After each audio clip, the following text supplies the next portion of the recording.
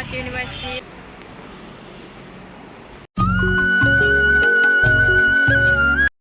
Hello guys, welcome back to my channel. गुवाहाटियाव थांनो ओंखारदों आरो लोगोफोर।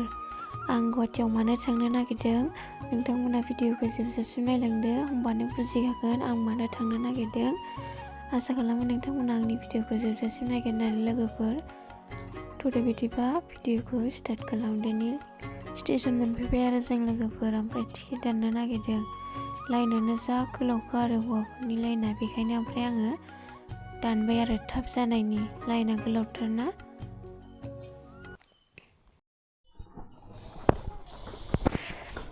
टिकेट दानखांबाय लोगोफोर, बेसिम बारनानै थांनोसै।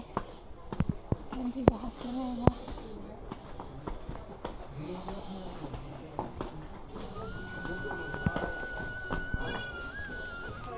5:10 ट्रेनजों थांगोन आरो लोगोफोर।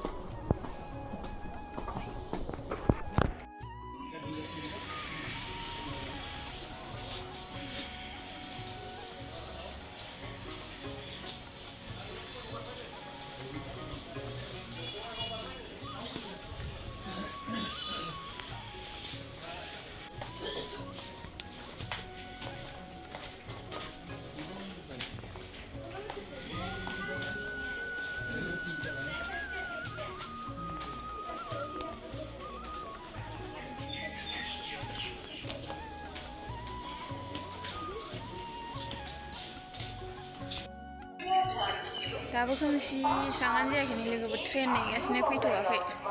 फैसिगोन आरो लामसिनि मानसिफ्रा नायलाय नेगासिनो। दाबो खोमसिथार, दाबो स्रां जायाखै। नेगासिनो लोगोफोर, ट्रेनखौनो दाबो फैया। स्रां जालायबाय नै।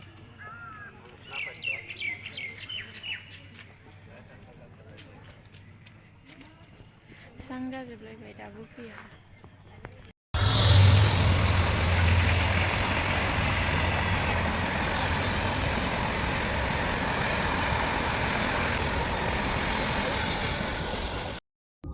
फैगौ लोगोफोर, गाखोनोसै।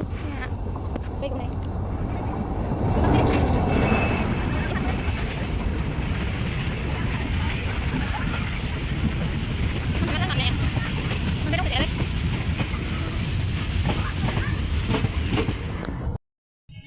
गाखोबाय लोगोफोर, नै रावबो गैया, लांदां लांदांथार।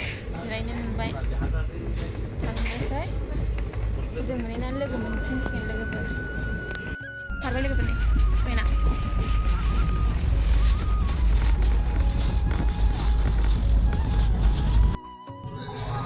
दासो रङिया मोनदों।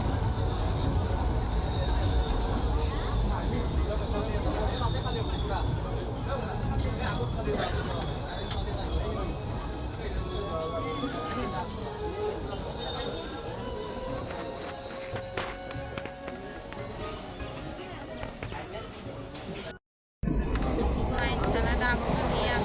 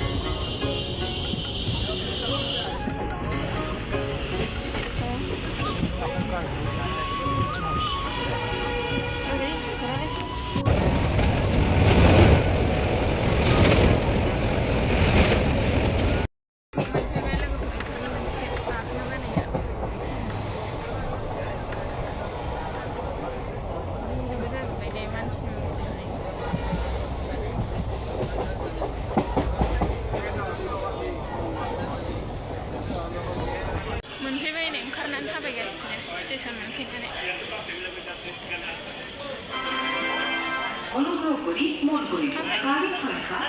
ओरै बारस'ना थांसै।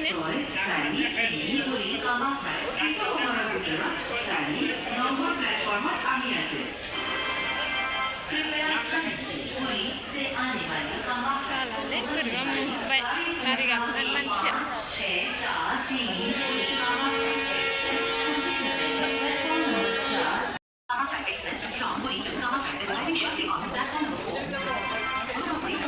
जों बारलांनोसै थाबायनानै सान्दुङा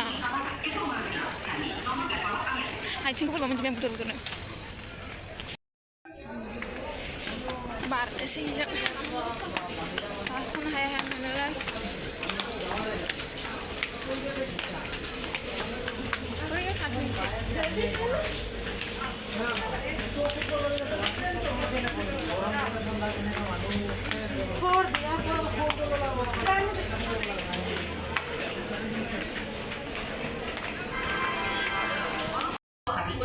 गाड़ी संख्या 1 2 3 4 5 6 सुपरफास्ट एक्सप्रेस उचित समय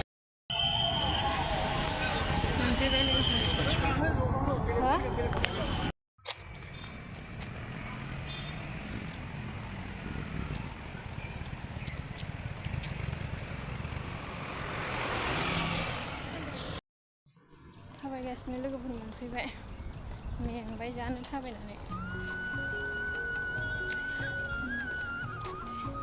थांबावनांगौलाय दखान मानसि मोनफैयो बैयावसो गोजानथार बेखायनो जौगा गारि गाखोलांबाय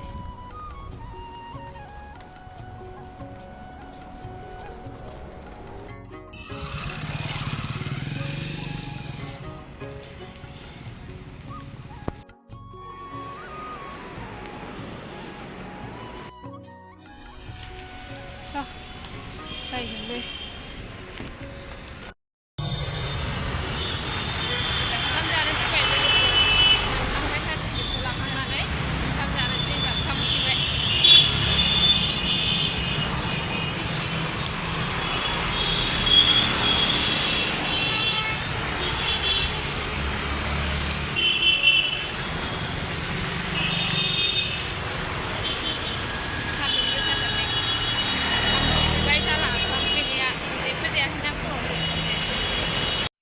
ओंखाम जानो नागिरबाय आरो जों लोगोफोर ओंखाम जानो हाबबाय बेयाव ओंखाम उखैनो हाथारलामोन फुङावनो जों फुंनि 4टायाव न'निफ्राय ओंखारलांदोंना ओमफ्राय ओंखाम जास्लाबलांनो हायाखै जेबो बेयाव आं रायलायनायखौ होनायासै गोजौआव फेन सालायना होदोंमोनना जेबो खोनाखाया आरो जा दावरावखा लोगोफोर नोंसिनि लोगोफोर मिथिंगानि नायदो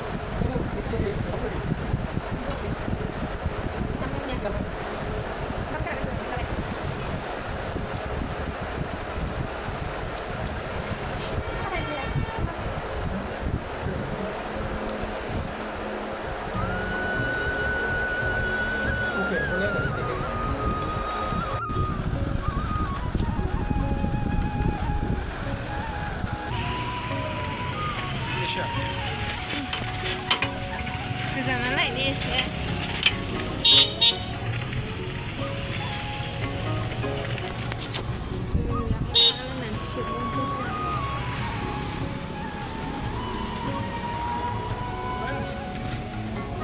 बाय ya tangsei lakubai main tuh lo tapi main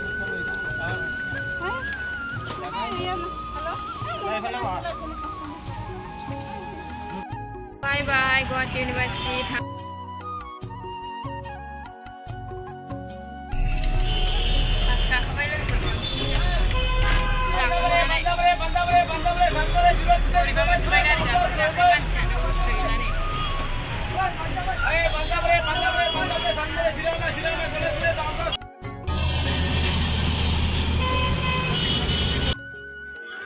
train नेगासिनो लोगोफोर स्टेसनाव ट्रेनानो माबा 4टायावसो दंनो नेबाय थानांसिगोन थानो बालायबाय मा खालामनानै थाबावनो दासो एकथा जादों थाबाय थानोसै थांनो लुबैथारबानो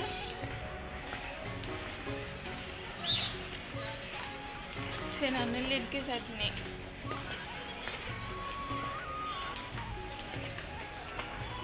आं मोखांखौ बोरैबा ब्रां ब्रां मोनजोब्बाय हाला मानसिफ्रा मा जाफिनो उफाय गैला टिकेट दानहैनोसै लोगोफोर दासो ट्रेनानो 3:30आवसो खारगोनबा टिकेटखौ दासो हरगोन बेखायनो लायनो थांसै आरो जों दा बेखौबो एसे बारबाय थानांगौ दहायनिफ्रायनो बारनो बाथारबाय आं साबायनो जाथारबाय मेंनाय मोनथारबाय जा मानसिफ्रानो गिथार आयो लोगोफोर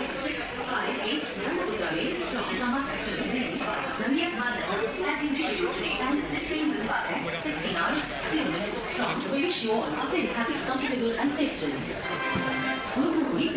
Galing Merkati, Bas, Soy, Bas, Park, Ramapudami, via Konya, Mandatang, Egaipa.